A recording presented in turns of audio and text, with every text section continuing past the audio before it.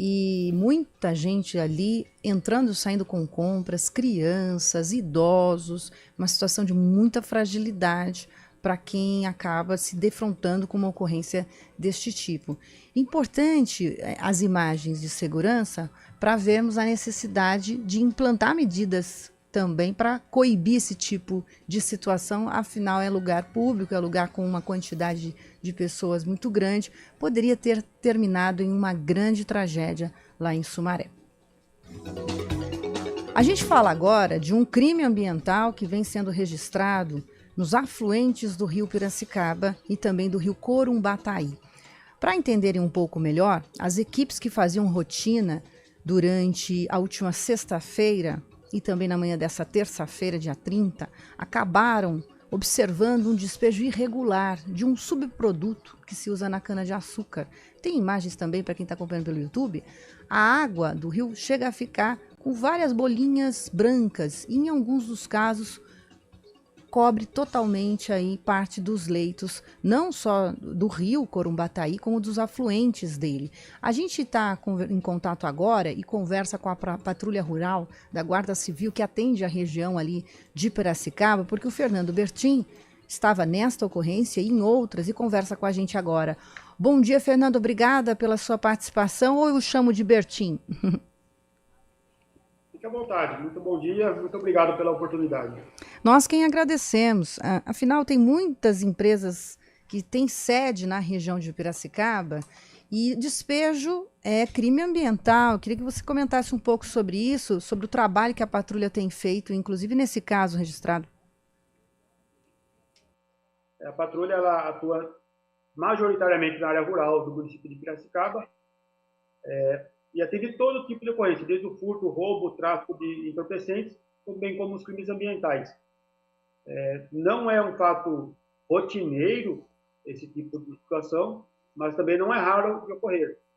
É bom o pessoal entender que esse tipo de processo ele é permitido. É chamado de fertirrigação, que consiste em usar o resíduo da usina de cana-de-açúcar. Esse resíduo é aplicado no solo, ele é rico em nutrientes, ele ajuda a hidratar o solo e a fazer adubação.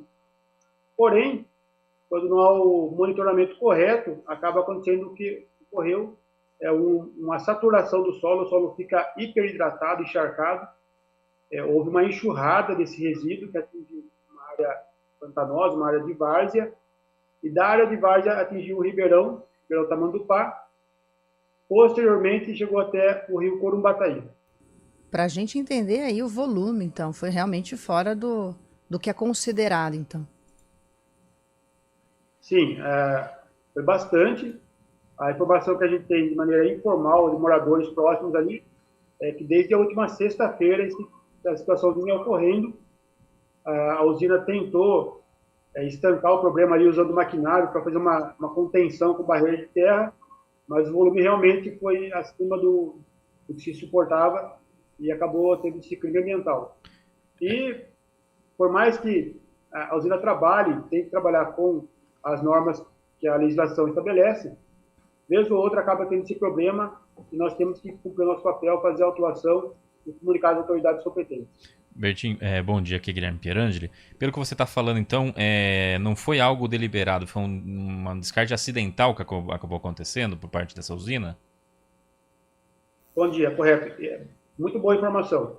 Não é um ato doloso, não tinha a intenção de causar esse dano ambiental. De forma culposa, acabou ocorrendo a contaminação, a poluição, o dano ambiental.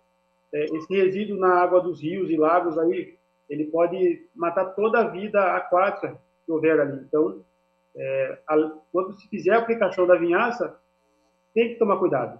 Seja a vinhaça, um herbicida, um inseticida, cuidado e respeito às normas é primordial. É claro que a gente está falando aí do caso de uma usina, mas a gente sabe que tem também pequenos produtores, Bertin. Vale o alerta para eles também? Sim, o alerta vale para todos, né? Desde o pequeno produtor, o grande, a indústria, o pessoal que vai fazer o lazer na área rural, que quer acender uma fogueira, deixa lixo. Então, o papel é de todos. Todos têm que contribuir para que o meio ambiente continue livre qualquer tipo de poluição. Uhum.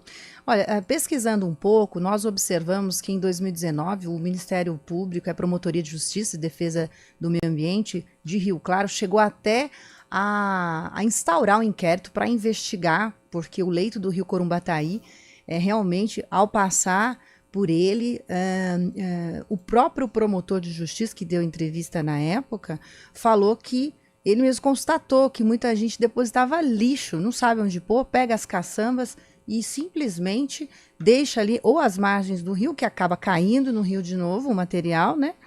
Ou deixa realmente dentro do leito do rio. Então, tem vários rios que cortam a região. Então, teve esse registro. Teve outro registro também no ano de 2015. A gente, claro, cita casos que foram mais emblemáticos, casos quando o volume era tão grande que fez o promotor de justiça entrar com ação, mas nós também observamos, e eu gostaria que o senhor comentasse sobre esse trabalho aí, que no caso dessa ocorrência foi uma rotina, num trabalho de rotina, de patrulhamento, que os senhores conseguiram identificar. Mas tem sido comum a existência de lixo mesmo, não só na margem como no leito? Muito boa pergunta. É comum, é rotineiro. Empresas de caçamba, de resíduo sólido de construção civil, o entulho, para que não tenha que pagar o descarte, eles fazem descarte regular. As pessoas que vão passar o final de semana numa chácara fazem descarte regular, vem a chuva, vem o vento, leva o plástico, o lixo até o leito de um ribeirão, o ribeirão vem a enxurrada da chuva, leva até o rio e a contaminação se estende. Além da consciência que cada um deveria ter, nós temos um trabalho de, toda vez que fragar alguém cometendo esse tipo de situação, faz o auto de infração, a legislação municipal permite que a gente faça a multa e ela é executada. Então, fica alerta, você não quer ser multado, não jogue lixo em qualquer lugar. Vale aquela receita, lugar de lixo é no lixo. Eu imagino que os senhores aí devam, em algum momento, fazer até um levantamento sobre esses números. É possível até que para enviar aqui para a gente entender, ou é mais complicado fazer esse tipo de levantamento, porque, enfim, uma extensão longa, né, do rio? Sim, em data oportuna eu consigo levantar esses dados, mas é preciso pensar macro, não é só o rio. Tem os seus afluentes, os ribeirões, os riachos. Então, durante o patrulhamento, toda a situação atípica que esteja causando alguma agressão ao meio ambiente, nós vamos atuar. Fica o telefone 153 para quem quiser, fica à vontade de fazer uma denúncia também. É muito comum as pessoas se desfazerem daquilo que elas não querem mais, seja um móvel usado, um eletrônico, e não faz o descarte adequado. O município dispõe de outros dispositivos, como os ecopontos, as caçambas de lixo. Infelizmente, algumas pessoas se comportam dessa forma, e por incrível que pareça, algumas indústrias também. Tá certo. Bom, tem uma variação no valor da multa, depende muito se é um cidadão, se é uma empresa que está despejando, né? Então pode variar aí de R$170 a 3.400, a 50 mil reais, depende muito da situação. E é importante colocar aqui que, ouvida pelo G1 lá de Piracicaba, bióloga que faz parte da FAPESP, que foi consultada, ela é pesquisadora, a Luciana Cavalcante Pereira, doutora em conservação de ecossistemas florestais pela Luiz de Queiroz, que é a Exalc, da Universidade da USP, que faz um trabalho, inclusive, de monitoramento desses rios. Ela falou que no caso da vinhaça, né, é a mesma coisa que jogar esgoto direto na água. O efeito nessa quantidade aí, nesse volume que foi despejado, pode ter um impacto realmente considerável e colocar em risco a vida de todo o leito aí do rio e dos afluentes, como bem lembrou o Bertin. Bertin, quero agradecê-lo pela entrevista, desejo aí bom trabalho, a gente está à disposição aqui para a divulgação desses dados no momento oportuno. Muito obrigado pela atenção e eu que agradeço. Nós conversamos com o Guarda Civil do Pelotão Rural de Piracicaba, o senhor Fernando Bertin.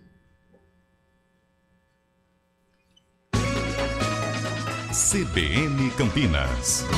Oferecimento Recap, Sindicato dos Postos de Combustíveis. IES Incorporadora, apartamentos nos melhores bairros de Campinas.